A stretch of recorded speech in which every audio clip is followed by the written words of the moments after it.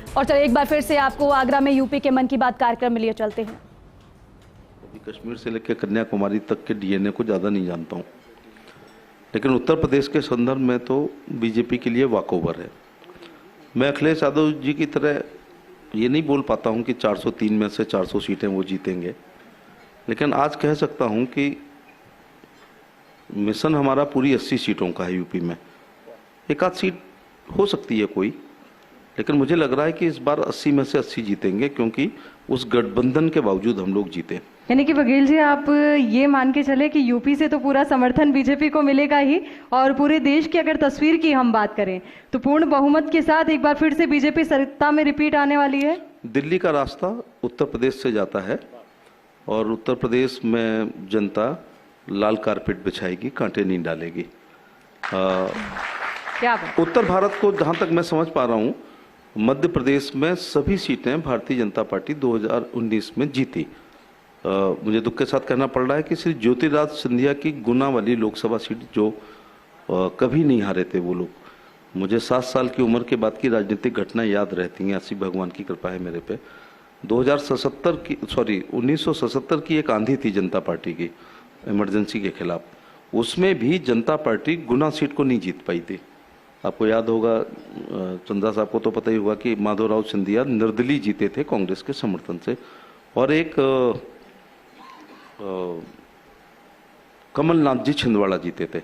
लेकिन 19 में हम 25 के 25 सभी सीटें मध्य प्रदेश की जीते हैं, पूरी राजस्थान की जीते हैं, पूरी दिल्ली की जीते हैं, लगभग उत्तर प्रदेश की पूरी जीते हैं। उसके खास तौर से बात है कि छत्तीसगढ़ में 11 हमारे सिटिंग एमपी थे। पार्टी का डिसीजन था कि 11 के 11 सिटिंग की टिकट काटी, इसके बावजूद भी 11 लोग जीत करके आए।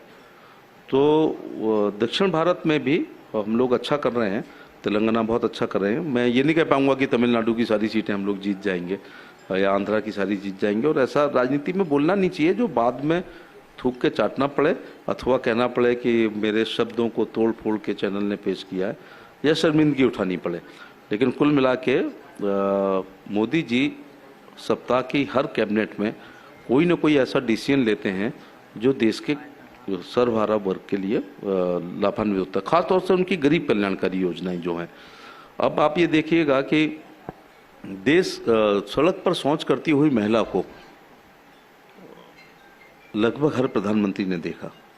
नेहरू जी ने ज़्यादा देखा, क्योंकि उस समय हम लोग अविकसित थे, गरीब थे। शास्त्री जी ने देखा, इंदिरा जी ने देखा, उसके बाद मोरारजी भाई ने देखा, चंद्रशेखर जी ने और वीपी सिंह ने देखा, देवगौड़ा गुजराल साहब ने देखा।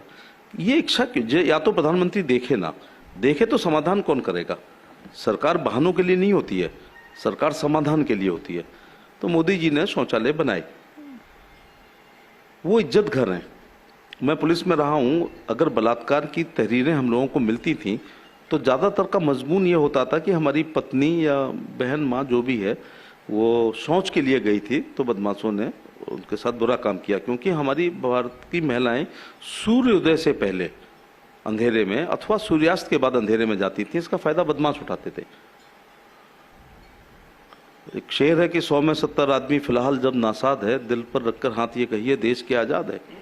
कोठियों से मुल्क के म्यार को मत आंकिए, आधा हिंदुस्तान तो फुटपाथ पर आबाद है। इस फुटपाथ पर आबाद हिंदुस्तान के लिए नरेंद्र मोदी जी ने प्रधानमंत्री ग्रामीण सड़क योजना में आवास बनाए हैं, जिनकी मैं आंकड़ेबाज पॉलिटिशियन नहीं हूँ, लेकिन करोड़ों हैं। प्रधानमंत्री शहरी आवास योजना में करोड़ों के मकान बने। इसलिए 24 में हम और जीतेंगे कि ये माइंड सेट इस 5 सितारा होटल से करके जाएं जो लोग भी हैं।